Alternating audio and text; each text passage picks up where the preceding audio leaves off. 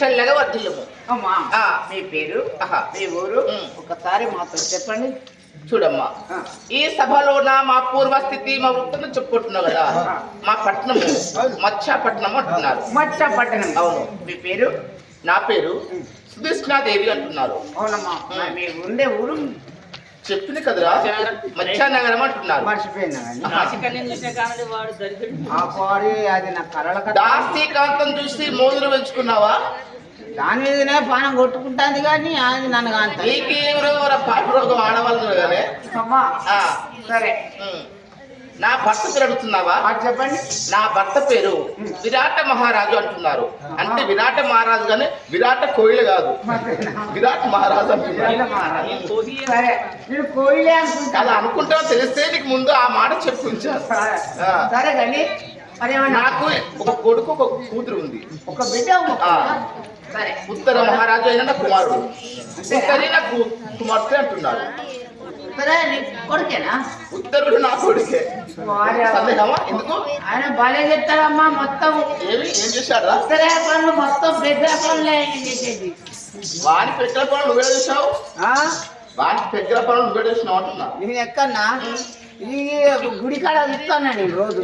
మూర్ఖుడా, కళ్ళు తాగుతాను కదా. సభ వారి ముందు మాట్లాడేటప్పుడు చాలా అతి జాగ్రత్తగా మాట్లాడాలి.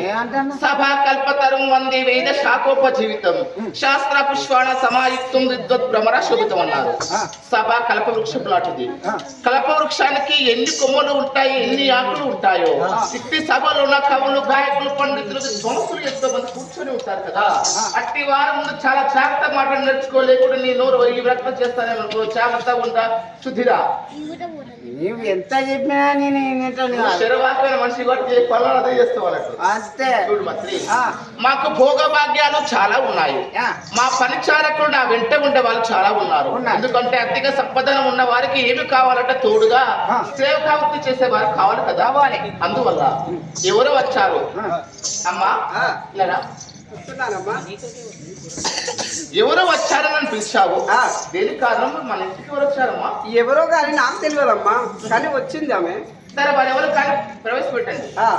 అమ్మా అమ్మా, ఏమైందమ్మా? ఇగో ఈమెనే మా రాణిగారు, మాట్లాడండి. రాణిగారు ఈమె? అవును. మరి ఏ ప్రకారంగా నేను మాట్లాడాలి? నేను అందరితోని దండాలు పెట్టించుకునే దానికి ఇప్పుడు గండాలు తయారయ్యి నేనే దండాలు పెట్టే కాలం వచ్చాది. అయినా పర్వాలేదులే. గొప్పవాడే, అట్టి మహానుభావుడే అర్జునుడి దగ్గర సారాధ్యం చేస్తూ ఉన్నాడు.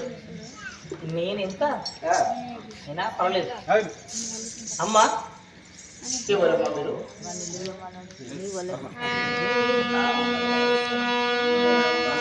ఎవరమ్మా?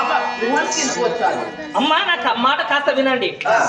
నమ్మిన చీటిని దొరసాని,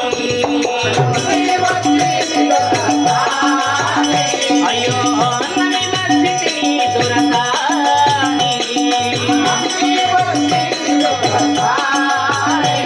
నన్ను ఆదరించు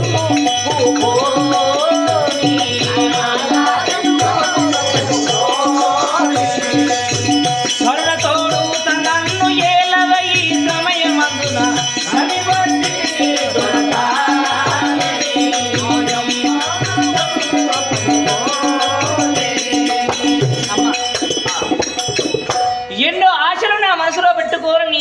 నేను వచ్చాను. కానీ నా మాట విన్న తదుపరి నా మనసును నొప్పించకుండగా, నా మాటను ధిక్కరించకుండగా నన్ను ఆదరిస్తావనే నమ్మకంతో నీ దగ్గరికి వచ్చానమ్మా. చూడమ్మా, ఆడదానికి ఆడది సహాయం కదా. నా సహాయం కోరి నా పట్టణానికి వచ్చావు, చాలా ఆనందంగా ఉంది. మరి నీ చేయబోయే సహాయం ఏంటో చెప్పండి. నీవు చేయబోయే సహాయం ఏంటిది అనంటే, నేను ఎన్నో రాజ్యాలు వెళ్ళి సేవకతను చేశాను. నా యొక్క కులము అయిన సైరంధ్రి కులము. నా పేరు సైరంధ్రి, మాలిని సైరంధ్రి అని అంటారు. కాబట్టి నీ దగ్గర నేను సేవ చేయడానికి నేను వచ్చానమ్మా. అందుకు నా మాటను కాదనక, నా మాటను మన్నించి మీ యొక్క అంతఃపురములో సేవలు చేయించడానికి అనుమతి కోరడానికి వచ్చానమ్మా. చూడమ్మా, ఇంతకుముందుకు ఎక్కడన్నా చేశావా? ఓహో, ఇంతకు ముందు ఏ రాజుల వద్ద చేశావు, ఏ రాణుల వద్ద చేశావు, ఏ రాజ్యంలో చేశావు అని అంటున్నావు. అతి రాజ్యం పేరు చెప్పమని అంటావా? చెప్పమ్మా, ఎవరు? మునువా సత్యభామయ,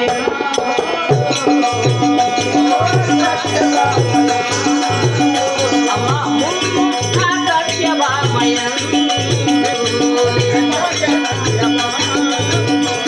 ఆ తదుపరి ద్రౌపది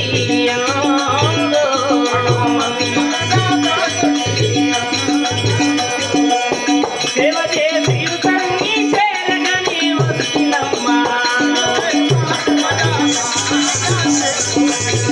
అమ్మా, నీవు ఏ రాజ్యంలో చేసావు, ఏ రాణి దగ్గర పని చేసావు అని అంటున్నావు. అవును కదా. మొట్టమొదటిసారిగా నేను ఎక్కడ ఉన్నాను అని అంటే సత్యభామ దగ్గరే ఉన్నాను నేను. ఆ సత్యభామ దగ్గర సేవలు చేశాను. ఆ తదుపరి ఎక్కడికి వచ్చాను అని అంటే ద్రౌపది దగ్గరికి వచ్చాను నేను. అట్టి ద్రౌపది యందు సేవ చేస్తూ ఉన్నాను. కానీ కాలక్రమేణా బండ్లు పోయి ఓడలవుతుంది, ఓడలు పోయి బండ్లు అవుతున్నట్టుగా వాళ్ళ యొక్క కర్మ ఏ ప్రకారంగా ఉంది అంటే పాలి వారి దగ్గరికి వెళ్ళిపోయి జూదము ఆడి రాజ్యాన్ని వదిలిపెట్టుకొని అరణ్యవాసము చేసుకుంటూ వాళ్ళు వెళ్ళిపోయారు. నేను అన్నాను, అమ్మా ద్రౌపది, ఇన్ని రోజులు నీకు సేవకతనం చేశానమ్మా, నీ వెనువంట నేను వస్తానంటే ఏమన్నది తెలిసిన? అమ్మా, మేము ఉండడానికే నిలువ నీడ ఉండదు, అడవిలోకి వెళ్ళిపోయి కాయల గడ్డలు తింటూ ఉంటాం. మేము బాధపడడం కంటే మీరు మాతో వచ్చి మీరు బాధపడుతూ ఉంటే అట్టి బాధను మేము భరించలేమమ్మా. కావాలేనంటే మీరు ఏ రాజ్యానికైనా వెళ్ళిపోయి తలదాచుకోండి అని అంటే, నీవు తప్ప నాకు ఎవరు తెలియదమ్మా, నేను ఎక్కడికి వెళ్ళాలి అని అంటే ఆ యొక్క ద్రౌపది తల్లి ఏమన్నదో తెలిసిన? అమ్మా, చాలా గొప్పది, చాలా అందగత్తే, మనసున్న మహారాణి. ఆ యొక్క మత్స్యపట్నానికి వెళ్ళిపోతే ఆ యొక్క సుధేష్ట ఉన్నది. ఆ సుధేష్ట దగ్గరికి వెళ్ళిపోతే నేను ద్రౌపది దగ్గర పనిచేశాను అని అంటే చాలు, ఆమె ఆదరిస్తుంది, ఆదరించి నిన్ను బ్రోచుతుందమ్మంటే నిన్ను కాపాడుతుంది అని చెప్పారు. ఇదమ్మా, అందుకనే నిన్ను నమ్మి వచ్చానమ్మా. చూడమ్మా, నిన్ను చూస్తూ ఉండగా నాకు నమ్మకం కలగడం లేదు. ఎందుకనగా నీవు చూడగా ఎంతో అందంగా ఉన్నావు. ఈ రాణుల కంటే కూడా చాలా బాగున్నావు. మరి నువ్వు ఏ వృత్తి చేస్తావు, ఏ పనులు చేస్తావు మా వద్ద? నేను చేసేది సేవకా వృత్తి చేస్తానమ్మా. ఈ అందమా అమ్మా, అందం ఏమున్నదమ్మా? ఈ అందం ఆడదాని అందం ఎలాంటిదో తెలిసిన? గగనంలో మెరిసే మెరుపు ఎలాంటిదో, పాద గోడకేసిన సున్నమి ఎలాంటిదో ఆడదాని అందము అలాంటిదమ్మా. ఎల్లకాలం శాశ్వతమైనది కాదు. సౌందర్యము ఏ సౌందర్యము అని అంటే ఆత్మ సౌందర్యము గొప్పది. ఆత్మ సౌందర్యము అని అంటే పెద్దవారిని ఏ ప్రకారంగా మందలించాలి, చిన్నవారిని ఏ ప్రకారంగా ప్రేమగా దగ్గర తీసుకోవాలి, తన తోటి ఉన్న వారిని ఏ ప్రకారంగా మసలుకొని తిరగాలో తెలిసినది ఆత్మ సౌందర్యం అంటారు. అంతకు మించినదమ్మా. అందముతోటి ఏమీ అవసరం లేదమ్మా, నీవే నన్ను ఆదరించవలే. సరే, నిన్ను ఆదరిస్తారు, బాగానే ఉంది. కానీ ఇప్పుడు నాకు ఏ పనులు చేస్తావో? మా ఇంటి పరిచారకులు చాలా మంది ఉన్నారు. కానీ ఒక్క మాట, పని చేయమని అంటే అందరూ ఉండేది వేరు, నేను ఉన్నది వేరు. నేను ఏ ప్రకారంగా ఉంటారో తెలిసిన? నీవు కూర్చుంటే సింహాసనం పైన, నీ పక్కన ఎదురుగా నేను సింహాసనం వేసుకొని కూర్చుంటా. నీవు కూడా నా ప్రక్కన కూర్చున్నాక పరిచారకులనే అనబడుతుందమ్మా. నీవు నాకు కురులు నువ్వు ధృవి నున్నగా చేసి నాకు కొప్పు వేసి నాకు పూరదండలు దాపితే నీకు కూడా నీ యొక్క తల ధృవి నీ యొక్క తలకు చమరు పెట్టి నీకు కూడా మాల అల్లి నీ యొక్క నొసటిని పెడతా. ఇది కాకుండా ఇంకేం చేస్తానో తెలిసిన తిన్నవారు ఇస్తారు తీయమంటే తీసేదాన్ని కాదు. ఆ నలుగురు వెళ్ళిపోయి నవ్వుతూ ఉన్నారు, అక్కడికి వెళ్ళి నవ్వమంటే నేను నవ్వేదాన్ని కాదు. ఇద్దరు మాట్లాడుతూ ఉన్నారు, ఆడ మగ మాట్లాడుకుంటున్నారు, వాళ్ళు ఏం మాట్లాడుకుంటున్నారో గోడ చాటుకు విని వచ్చి చెప్పమనంటే ఆ మాట నేను వినేదానికి అంతకన్నా కాదు. 10 మందిలోకి వెళ్ళను, నలుగురితోటి నవ్వను, 10 మందిలో ముచ్చట పెట్టను. నేను ఇలాంటి పనులు చెయ్యనమ్మా. పరాయి ఇంటికి నేను వెళ్ళేదాన్ని కాదు. బహు చిత్రముగా ఉంది. పనిచారకులు అనగా చెప్పితే పని చేసేవారు ఉంటారు, కానీ నేను ఏ పని చేయను అంటున్నావు. అసలు చూస్తుంటే సందేహం కలుగుతుంది. అమ్మా సందేహం అవసరం లేదమ్మా. అమ్మా నువ్వు ఎలాంటి సందేహం లేదు. నాకు వివాహం అయ్యాది. ఒక్కరు కాదు, ఇద్దరు కాదు, 5గురు భర్తలు నాకు గంధర్వులు. ఓహో, గంధర్వులు భర్తలు కూడా ఉన్నారా? నాకు 5గురు భర్తలు ఉన్నారమ్మా. కానీ ఎవరైనా నా అందానికి ఆపేక్ష పడి వచ్చేది ఉంటే ఆ యొక్క గంధర్వులు ఏ ఒక్కరు చూసినా కానీ కూడా వాళ్ళ ప్రాణాలు తీస్తారమ్మా. అందుకనే నా దగ్గరికి ఎవరు రారమ్మా. దయచేసి మనసున్న దానివి సరే, నన్ను కోరుకున్నట్లుగా నా సేవలు చేస్తాను. కానీ ఒక్క మాట తల్లి, నాకు జీతం అవసరం లేదు. కట్టుకోవడానికి బట్టలు, తినడానికి తిండి, ఒకే ఒక్క సంవత్సరం ఉంటాను. అంతకంటే ఒక రోజు ఎక్కువ ఉండమన్నా ఉండేదాన్ని కాదు. ఒక రోజు తక్కువ ఉండి అమ్మాయిగా సరిపోయింది నువ్వు వెళ్ళమంటే నేను వెళ్ళేదాన్ని అంతకన్నా కాదు. ఒకే ఒక్క సంవత్సరము నేను ఉంటాను. ఈ రోజు నుండి మళ్ళీ ఈ రోజు వచ్చే వరకు ఒకే సంవత్సరం ఉంటానమ్మా. అంతకంటే ఎక్కువ ఉండేదాన్ని కాదు. సరేనమ్మా, సంతోషం. నా యొక్క భర్తల దయ వల్ల, ఆ యొక్క భగవంతుడు గోపాలకృష్ణ స్వామి దయ వల్ల నేను అట్టో ఇట్టో ఈ తల్లిని మెప్పించాను. ఆహా భగవంత, నువ్వు ఉన్నావు.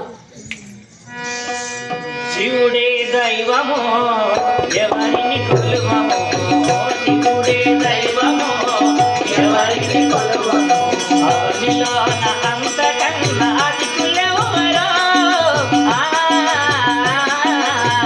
శివుడే దైవమో ఎవరిని కొలువమో, అవనిలోన అంతకన్నా అధికులెవరో. శివుడే దైవమో ఎవరిని కొలువమో, వన్నగా భూషయములు ప్రస్తుతించిన ఎన్నగా ఈ పనుల ఏలువాడో.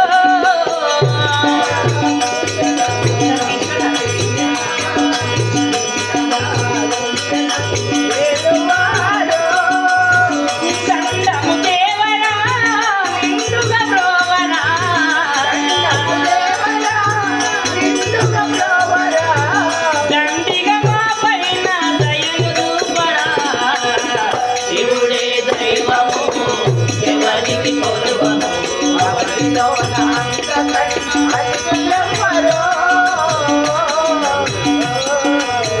శివుడే దైవము ఎవరికి కొలువము.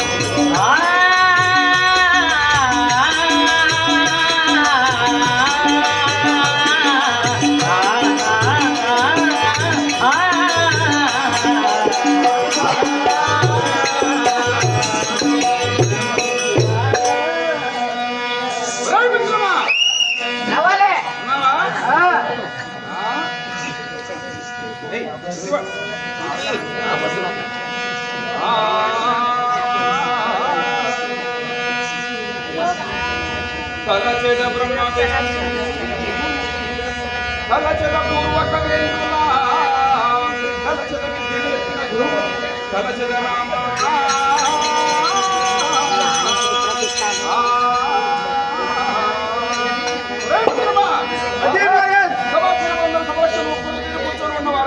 అందరు కూడా కూర్చున్నారు. మన ముదిరాజులు కూర్చున్నారా? ముదిరాజులు కూడా కూర్చున్నారు. పెద్ద మనుషులు కూర్చున్నారా? కూర్చున్నారు. సర్పంచులు కూర్చున్నారు. నెంబర్లు, కులము, అమ్మలక్కలు, ఆడబిడ్డలు, మనవలు, మనవరాళ్ళు అందరూ కూర్చున్నారా? మొత్తం ఒక్కరు లేకుండా అందరు కూర్చున్నారు. ఇంకెవరిలో తప్పేరా? ఇంకెవరు తట్టుకోలేదు. అంతేనా? శారదావాటి వావే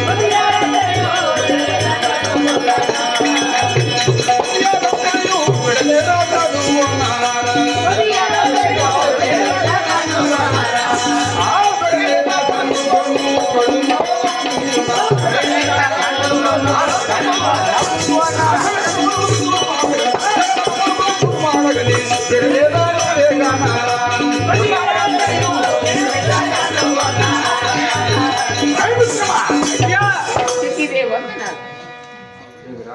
స్వామి వందన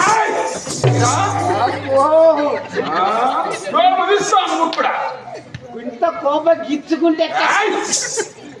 నన్ను అడిగేవాడవా నీవు గుడ్డు తెరవద్దు నువ్వు గుడ్డు తెస్తే నా గుడ్డు బయట పడుతుంది రారా ఎవరనుకున్నావు ఎవరు నా నామము పెరంగుదువా తెలవదు తెలవదా నీకు వేడాలేను సింహాబలుడు వేడు